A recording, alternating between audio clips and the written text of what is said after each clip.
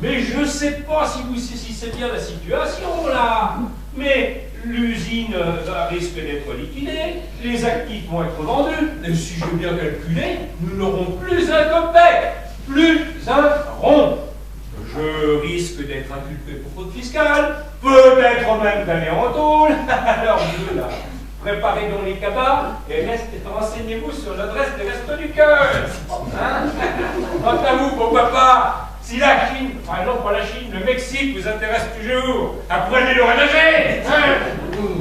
Quand tu exagères toujours, on dirait que tu veux noircir volontairement le tableau. Moi j'exagère, mais c'est la stricte vérité. Dans un moment, Roberta va arriver et elle va me dire... Monsieur Berton. Qu'est-ce que je te disais? Allez-y, ne vous gênez pas, maintenant tout le monde est au courant. Ah, c'est que ma position est délicate, monsieur Berton. Ouais, bah sûrement moins que la mienne. Vous comprendrez, j'espère, que les liens d'amitié que j'ai avec Michel ne peuvent en aucun cas interférer sur mon devoir d'officier de justice. Bien évidemment, de toute façon, si ça n'avait pas été vous, ça aurait été quelqu'un d'autre. Et n'y aurait-il qu'un seul juge honnête en France, avec le pot que j'ai, ben j'y serais tombé dessus. C'est le fameux prétexte de la cantine. De la cantine, Sophia, de la cantine. Pardon? Ce n'est rien, nous sommes tous un peu énervés. Vas-y, continue.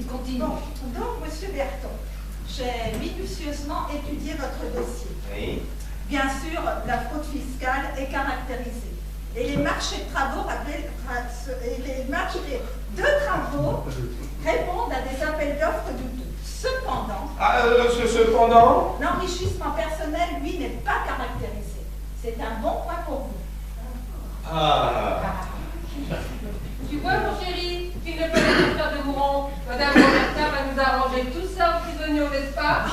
Ça n'est malheureusement pas aussi simple. Il va falloir rembourser le fisc. Et le redressement sera important, regardez. Il me faut étudier davantage le dossier. Mais je pense que les circonstances du délit n'entraîneront pas une inculpation. Ah bah oui, mais par contre, vous êtes ruiné. Oui, regardez, je pense que la vente de l'entreprise et de la maison couvriront juste ce que vous devez à l'État et à vos créanciers. Croyez bien que je suis vraiment désolée, monsieur Berton. Être à la fois votre hôte et votre bourreau me met très mal à l'aise. Revenu à Paris, j'étudierai votre dossier dans les moindres détails au cas où. Mais je les garde espoir. C'est ça, étudiez au mieux. Et puis voyez si vous pouvez nous faire un prix de gros. Bon ben voilà, il ne me reste plus qu'à rendre congé en vous remerciant de votre accueil. Ta mission est terminée? Bah oui. Je croyais que vous étiez sur une affaire de blanchisserie, là. Quelque chose en L ou quelque chose comme ça. Ah, vous voulez parler de l'affaire de Russell? Voilà. Non, lieu, la baudruche s'est dégonflée. C'est une affaire bizarre. Des gens ont vu circuler une manette d'argent. Immédiatement, la DST s'est penchée sur l'affaire. Et vous allez rire, les billets sont factices. C'est une troupe de théâtre qui les a fabriqués pour une de leurs pièces. C'est drôle, n'est-ce pas? Oui, et les billets, que sont-ils devenus? On les leur a laissés, vous pensez? Nous, on sait tout. Mais eux ne savent même pas qu'on sait. C'est amusant, non? Vous me suivez? Je n'ai jamais autant ri. Ah oui, quelquefois, ce n'est pas banal. Hein. Quelquefois, c'est l'inverse qui se produit. Tenez, l'affaire est sérieuse, mais on ne peut rien faire. Tenez, par exemple, il y a 2 ans à la gare de Brest, nous avons su qu'il devait y avoir une transaction. Un type devait remettre une mallette de 20 millions d'euros à un intermédiaire que l'on surveillait. Eh bien, l'intermédiaire est parti sans la mallette, on ne sait pas ce qu'est devenu l'argent. Non. Si, mais le meilleur, c'est que le banquier n'a pas relevé le numéro des billets et qu'aujourd'hui, celui qui a cet argent peut en profiter en toute impunité. C'est fort. Ça, oui. C'est fort, hein. Ça pour être fort. C'est fort. Vous en avez d'autres des comme ça? Ça me faire plaisir. Peut-être aller boire un petit coup de tequila, moi. Vous voulez un petit tequila? Non, vous avez pas une tête à boire un tequila. Ça serait plutôt le rosé pamplemousse. En tout cas, c'est un bon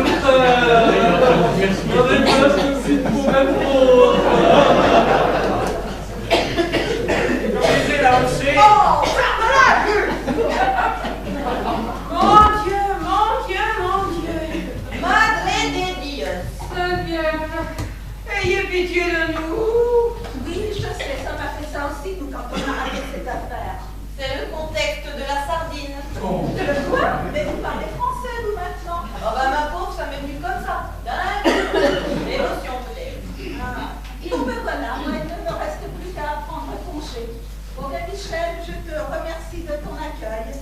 Mais croyez bien que je n'oublierai pas de sitôt notre rencontre. Ben, nous non plus, soyez-en certaines. Viens, je vais te raccompagner. Hein. Bon, peu d'argent n'est pas mortel. Oui, enfin, surtout quand on en a. Hein. L'argent ne fait pas le bonheur. Alors oui, mais il y contribue pour une très large part. Quand vous en aurez fini avec vos citations à la con, là, de bistrot, il faudra peut-être réfléchir à la situation, non? Oui, ben la situation, on est dans la merde et puis c'est tout. On n'aurait jamais dû partir de Brest. Mais toi aussi, quelle idée de foutre l'argent à la poubelle alors qu'on l'avait récupéré. Mais c'est pas Maria qui a jeté l'argent à la poubelle? Si, elle a récupéré le sac en croyant que c'était des fringues. Mais quand elle a vu que c'était du fric... Sur mon conseil, elle l'a redonné à Simon. Tu s'est empressé de le refoutre à la poubelle. Qu'est-ce que vous comprenez vite dans cette famille? C'est un plaisir. Jules, je te le demande. Jure-moi que Simon est bien de moi. Tu ne peux pas te prendre à convenu.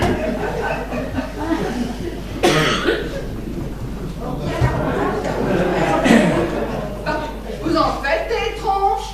Vous avez enterré quelqu'un. Nos rêves, Maria. Nos rêves. Oh, bah c'est pas bien grave, hein. Et le cercueil et la pierre tombale nous coûteront pas cher, hein. Bon, eh ben, je dois pas m'attarder, hein, parce que c'est pas l'ouvrage qui manque.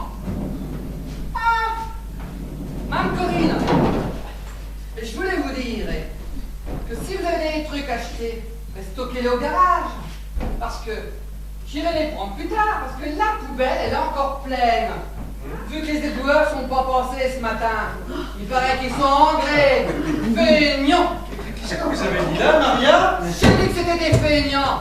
Maria, s'il vous plaît, je vous en supplie, redites-moi pourquoi ce sont des feignants. Bah parce qu'ils sont pas passés ce matin, il paraît qu'ils sont en grève. Et alors? Et alors? Et alors? Mais on est sauvés! On est sauvés!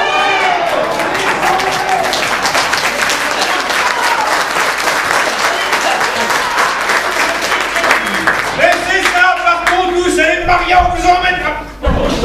Alors, qu'est-ce qu'on dit? Arriva, Mexico!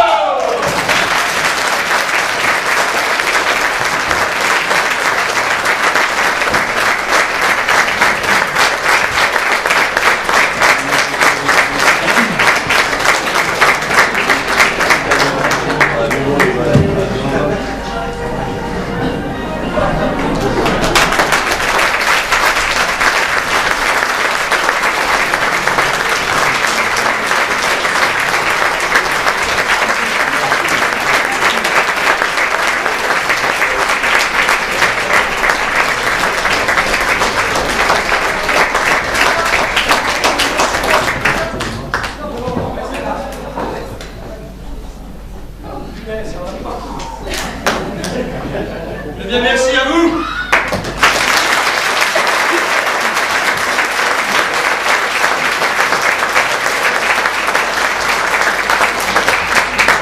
Ça me va droit au cœur parce que c'est une pièce qu'on a mis du temps à préparer.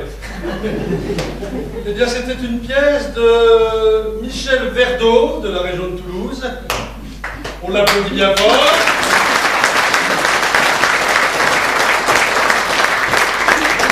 Les décors ont été réalisés par Fred Brucker, Jacques Poulain et Marc Ruellet et Daniel Loiseau.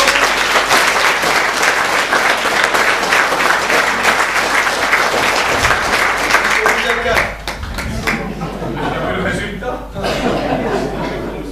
La mise en scène a été réalisée par notre souffleuse Jacqueline Rabille.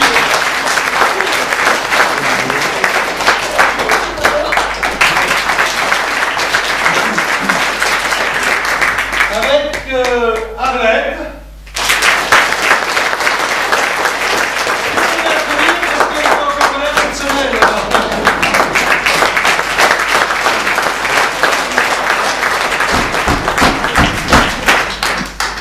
Daniel, le...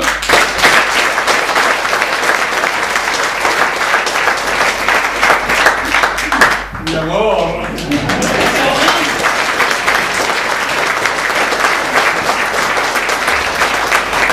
Une petite nouvelle.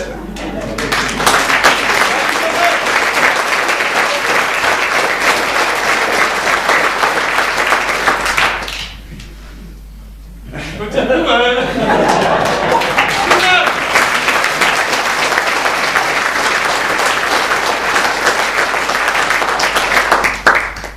Joël!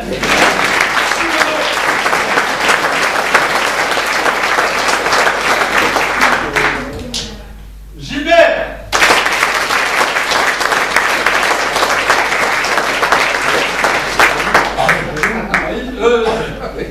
Chantal!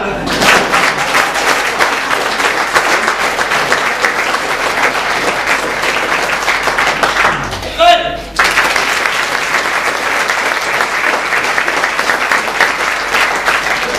Mon ami Guy Simenon.